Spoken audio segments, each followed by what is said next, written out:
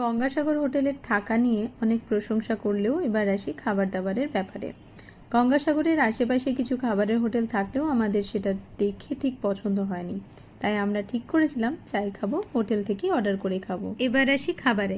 খাবারের কোয়ালিটি খুব ভালো, বেশি রিচও নয়, কিন্তু দাম অনুযায়ী কোয়ান্টিটি বেশ কম, সাথে টেস্ট আরও বেটার হতে পারত। অনেকটা জার্নি হয়েছিল বলে সবাই ভেজ থালি নিলেও ঘুরতে গিয়ে আমার খাওয়া দাওয়া আবার একটু বেশিই বেড়ে যায়, তাই আমি নিজের জন্য নিয়েছিলাম চিকেন থালি।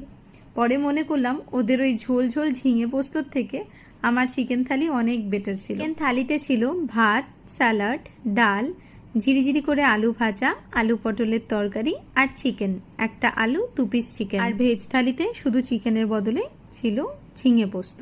আর লাস্টে ছিল চাটনি আর পাঁপড়। চাটনিটা ছিল আমের চাটনি, খেতে দারুণ লাগছিল। আর তোমরা বলো, ঘুরতে গিয়ে তোমাদেরও কি আমার মতন একটু বেশি খিদে পায়?